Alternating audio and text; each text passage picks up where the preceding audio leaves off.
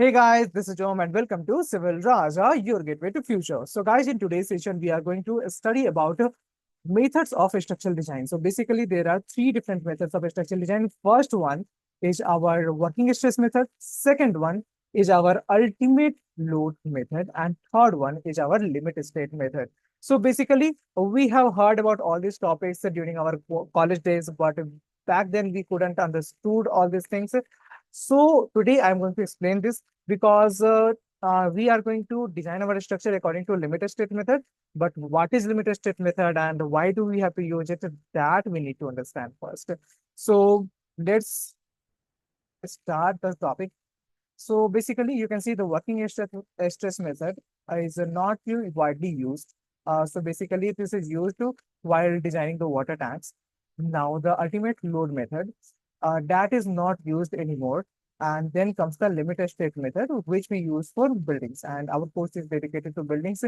So limited state method is something that we use in buildings, bridges, and many more structures. But our course is dedicated to buildings, so we will stick to the building. Okay. So these are the bookish definitions, and if I will directly jump to the bookish definition, you will find it hard to understand. So let's try to understand this with the help of the stress strain curve.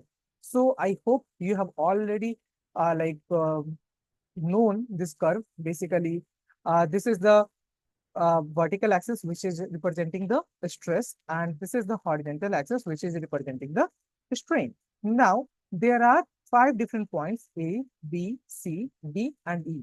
So, OA is the proportional limit. That means if I will provide some stress and the member will experience some strain over there. So, up till this limit, it will show the elastic behavior. Okay. So over here, it will show the elastic behavior for OA. So this is the elastic limit. Point A is elastic limit. Then comes the point B, which is upper yield stress point. That means if I will just apply some force on a member, it will generate the stress and it will experience some strain. So uh, uh, like uh, let's try to understand this with an example. This is a pen. Okay. So if I am trying to insert some load on this, so I will apply a load on this like this. So what will happen? It will show up some bending. So it will start bending like this. And if I'm going to bend it, then what will happen? These 2 points are fixed and this is bending like this, right? So what will happen? It will experience two forces, like one is compression on the top and one is tension on the bottom. Okay. So there will be some elongation at the bottom. Okay. So if I will remove the force, then it will regain its shape, right? Same thing will happen if I am just holding this pen and I am trying to stretch it. So suppose this point is fixed and then I am applying a load from here. So what will happen? This will elongate. Okay. So there will be a little uh, increase in the length. Okay. So if I'm removing the force and it is regaining its shape, then that means I have applied the force till the elastic limit. That means stress is what? The internal force generated because of the resistance of the applied force, right? So if I'm pulling it like this, then what will happen?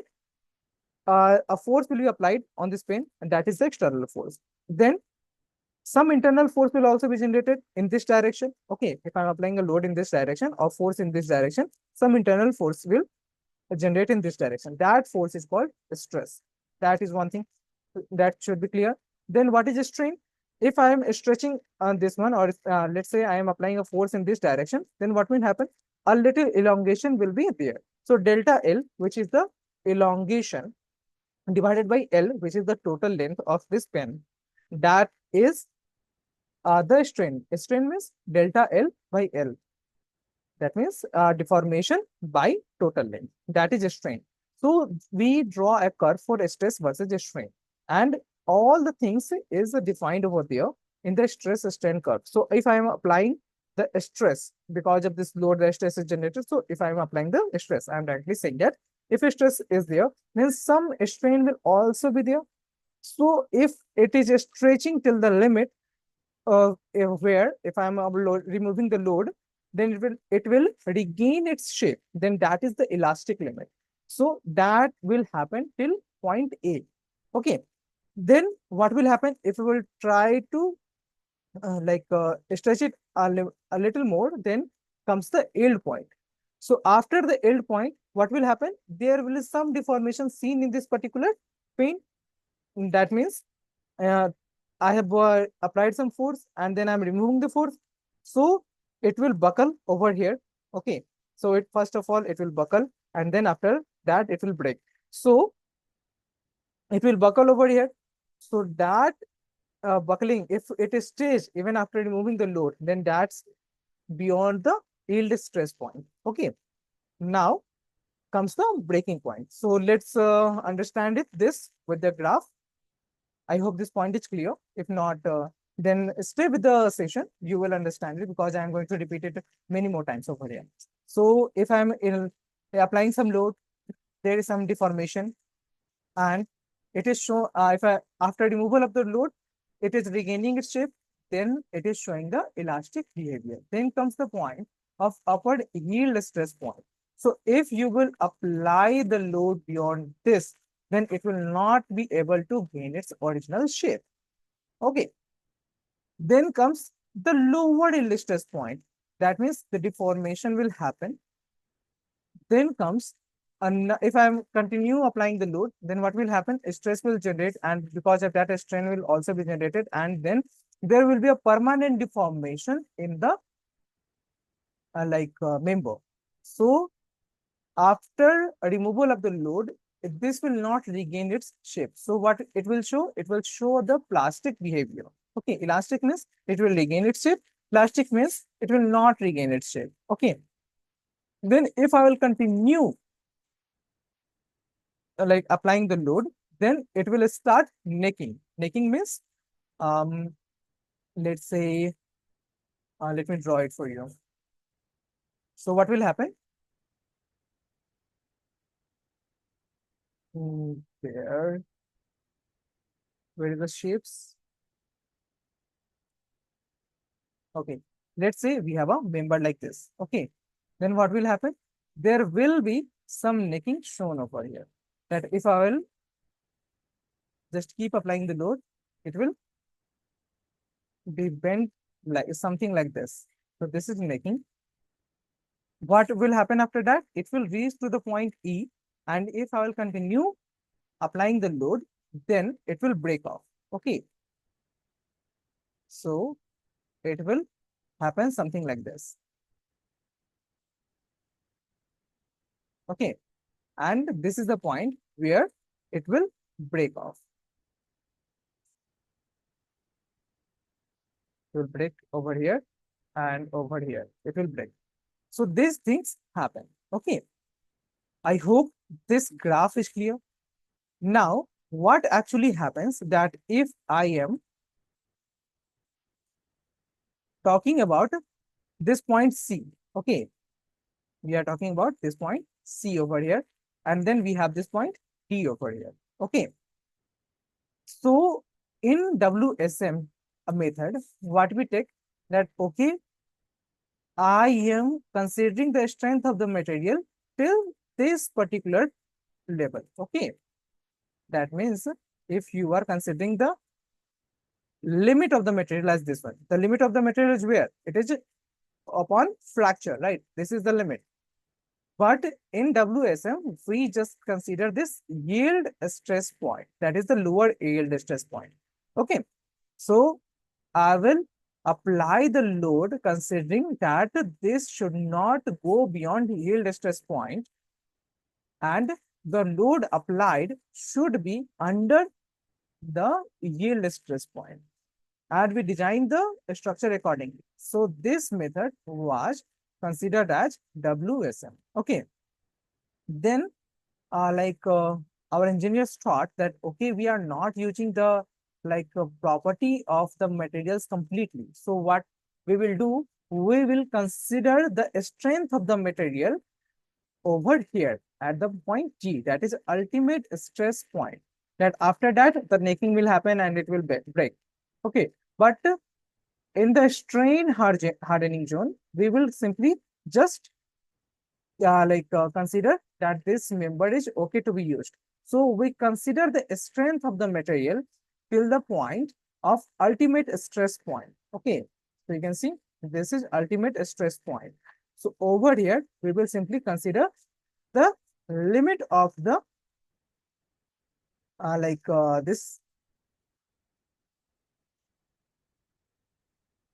this particular material. Let's say I will give you another example. Okay, so that you can be understanding it in a better way. So what will happen? Suppose this is the refill of my pen. Okay, that I was using as an example. So you can see this is the refill. Now, when you will purchase the pen, what will happen? This refill will be available till here. Okay. Now, what is happening? So if we are using this as a material, suppose we are writing it or writing with it. So what will happen? I have purchased it over here.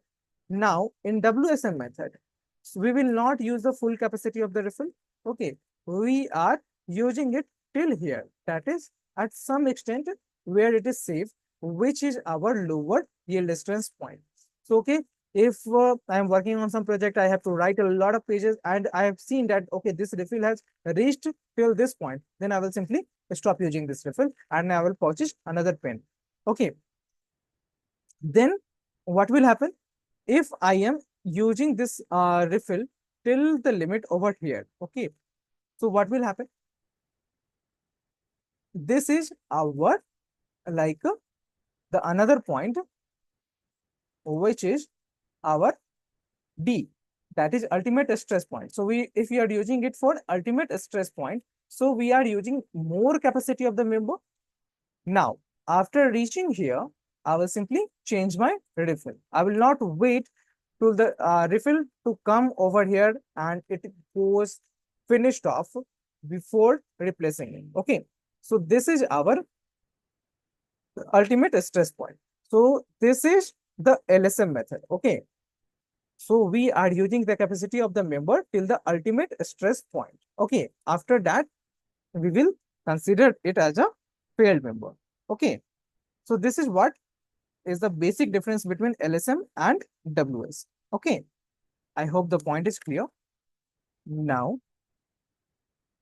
let's try to understand the differences. Then we will cover each and every point. Okay.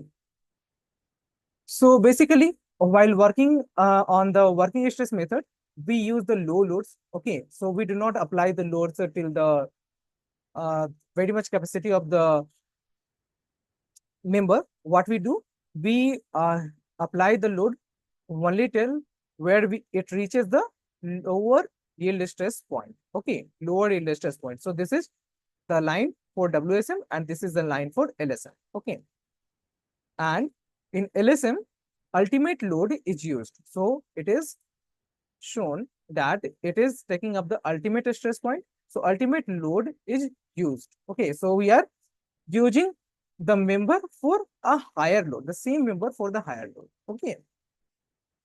Now, if you are using the WSM method, then there will be no warning sign. Sudden collapse will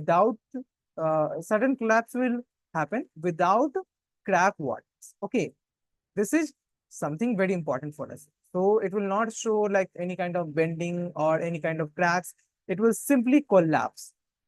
Now, if you are using the LSM method, then warning signs will be observed and it shows the warning signs in the form of cracks before collapse. Okay, so that's why LSM method is used widely. First of all, it uses the materials properly, and then the warning signs are also observed. Now, uses where we use the WSM method. So it is not used very much, but yeah, wherever the loads are not exceeding, that we know that the load on this particular structure will not go beyond this. There we can use the WSM method, which is working stress method, like in the water tanks. In the water tank, what happens that we have the tank like this. Okay, so suppose we have our columns beneath this. Okay, and we are filling the water in this. So I am using the full capacity of this glass. If I will fill the glass with more water, then what will happen? It will overflow. Okay. So there will be no load on the structure. That will be upon the structure. Okay. So that is what happens in the water tank. So we know that this is the full capacity of the water tank. So beyond that, no load will be there. Okay. So there we can use the working stress method because the load is fixed over there. But limited state method is used to where the loads are fluctuating, like in buildings, in bridges. In bridges, we do not know how many cars will go and how many other vehicles will go in per day. So we know that the loads are fluctuating over there. So there we go for LSM method. Now, in LSM method, it allow us to cross the elastic limit and enter the plastic limit. Okay. So wherever we can go for a structure like that, we will simply use LSM method. So basically, apart from the water tanks, all the buildings is our domain. So buildings are designed using the LSM method. Now comes the merits. So in the WSM method, since the members are not, member capacity is not fully used, so if you will construct a like building or the water tank, let's say, using the WSM method, then it is experiencing the load is because the member capacity is a lot more than what is experienced over there, and the members do not usually fail in future. They have the higher uh, lifespan, or you can say longer lifespan. Benefit of using LSM is that it is more economical. Then there are some demerits of using the WSM method. First is it is uneconomical since we are not using a member to its full capacity. Then what will happen? Suppose we are getting a member which is which can take the load of 10 kilonewton, and we are designing it for just 5 kilonewton. Okay, so what will happen? We will have to increase the size of the member so that the half of the capacity can take the 10 kilonewton. So we will need to increase the size of the member. So it is uneconomical because that will cost uh, additionally to the project. And then the second demerit is that if we are increasing the size of the members, then definitely the weight of the structure will increase. That is the self weight of the structure. Then it cannot cross the yield point. That is another thing. Now, LSM method is most widely adopted design approach in the modern engineering practice due to the balance between the safety, functionality, and economic. There is one more thing that partial factor of safety. So what actually happens in a WSM method, we apply the partial safety, sorry, we apply the safety factor of safety in loads. Okay. And then in LSM method, we go for the partial factor of safety. Okay. So we apply it on the loads as well as on the members also. Okay. So now let's go for the deeper discussion on this. So basic differences that I can explain in the layman language is that now let's go for this bookish things. So limit state method and the working stress method are two functional approaches used in the design of the structures, particularly in the reinforced concrete and the steel structures. Now, we have the breakdown for the key differences. So first is the philosophy. WSM method. It is based on the concept of the keeping stresses within the elastic range under the working loads. Okay, so we are keeping the stresses within the elastic range under the working loads. Working loads means the applied loads. Okay, this is the most important point. We keep the stresses within the elastic range. I think you have understood what it says. Assume that the materials is concrete or steels behave linearly until failure, that is the structure remains within its elastic limit under the normal load condition. Okay. Safety is ensured by the factor of safety to account for uncertainties.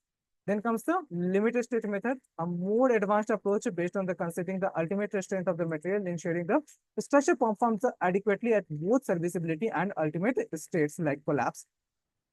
It includes primarily two limit states. First is the ultimate limited state, that is ULS, and then the serviceability limited state, that is SLS. So ultimate limited state ensures that the structure does not fail or collapse, and the serviceability limited state ensures that the structure does not deform or crack excessively, keeping its appearance and comfort intact during its use. It uses the partial factor of safety for loads and the material strength, which vary depending on the limited state considered. Okay. So as I told you earlier, that it considers the partial safety factor for both loads and material strength. Okay. The second point is safety factors. So use of the FOS, that is factor of safety, to reduce the strength of the material, providing the uniformly margin of safety. So definitely the margin of safety is more over here and it is uniform. In LSM applies the partial factor of safety. So separating the loads and the material strength, offering more nuanced control over the safety under different conditions, ultimate versus serviceable. I have explained these 2 points, SLS and ULS. Then comes the strain relationship. Assume a linear relationship. I think I've already explained this. Then comes the design load. Design load works with the actual loads, okay, and checks whether the stresses under these loads are within the permissible limits.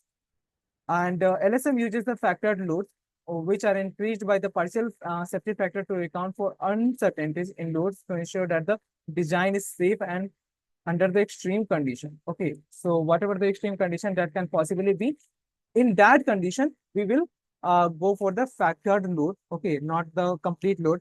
Like if you will just move ahead with this code, then you will see that if you are applying dead load, live load, earthquake loads, then we go for the load combination. So it's not like we apply all the loads at once. We go for the factors of those loads. Like suppose we will consider somewhere 1.2, not just 1.5 for everything. Okay, not for the all combinations. Somewhere it is a 1.5, somewhere it is 1.2, somewhere it is 0.9. So these are some factor of safety that we consider for different load combinations. Okay, so we are not going for the partial load combinations. Okay, not the complete. Then comes the WSM. Otherwise, you know that the the factor of safety is 1.5, right? So we do not go for the 1.5 everywhere for all the load combinations that you will learn while working on the software.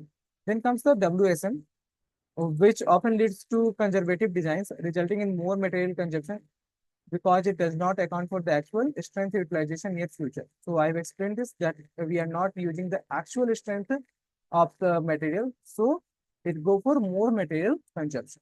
And LSM, it offers an economical design since it accounts for the actual strength of the material and varies safety factors based on the situation. Okay. Then suitability, suitable for a structure subjected to relatively static, well-defined loads, traditional practices, traditional practice, but not ideal for modern design where the load variation and the structural performance are complex. So as I told you, we are using it in the water tanks. So it goes like that.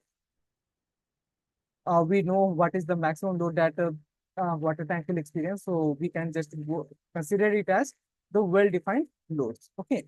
Then LSM is more suited for the modern structure where the multiple types of the loads, example, the wind, earthquake, and the behavior under the extreme loading conditions need to be considered. Okay. Then the code of practice. What is the code of practice? Based on the older codes such as IS 456 1978, and LSM is based on IS 456 2000 for concrete structures. Okay. Then comes the summary.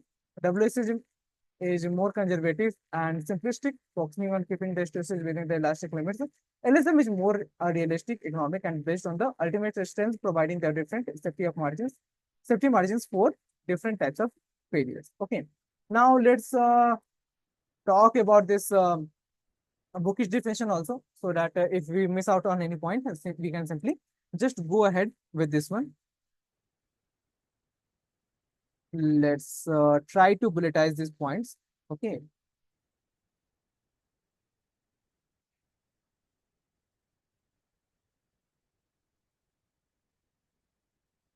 So this is the basic AI tool that I use when we have to bulletize it. So WSM, that is working stress method, is a traditional method to design for the reinforced concrete, structural steel and timber design. Okay. It assumes a linear elastic behavior of the structural material, quite clear. Adequate safety design ensured by the restricting the stresses induced by the expected working loads. Specified permissible stresses kept well below the material strength, justifying the assumption of linear elastic behavior. Ratio of the material strength to permissible strength, stresses factor of safety. Main assumption of the linear elastic behavior. Okay, so these things are already considered. So I will simply go ahead with this. Then let's go for the ultimate load method. Okay, that I have not explained. So let's bulletize this one also.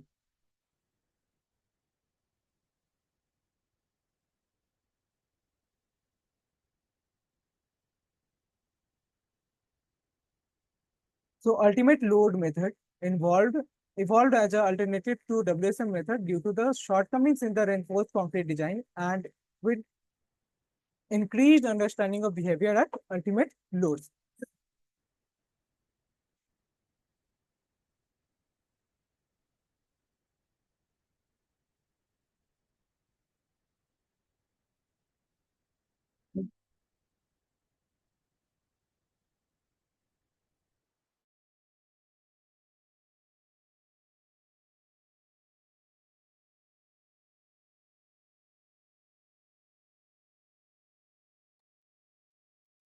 Yeah. So ultimate load method evolved as the alternative to WSM due to the shortcomings in the RCC design and increased understanding of behavior at ultimate loads. Okay. Also known as the load factor method or ultimate strength method. So there are two different names for this: load factor method and ultimate strength method. It analyzes the stress condition at impending collapse using the non-linear stress strain curves of concrete and steel. It avoids the concept of modular ratio and associated problems. Okay, so it avoids those things. Then comes the safety measures designed introduced through the appropriate load factor defined as a ratio of the ultimate load to working load. Okay, so basically this is the important one. Safety measures designed introduced through an appropriate load factor defined as the ratio of ultimate load to working load. Okay, so that was the safety measure that we have taken over here. Then the design loads. When anything, you can just read up all these things. I will simply share the slides with you. But the main thing is we do not use the ultimate load method anymore. We use the LSM method and WSM method. And in LSM method, everything I think has been covered. Okay, so you can simply just go ahead and read it out. Okay.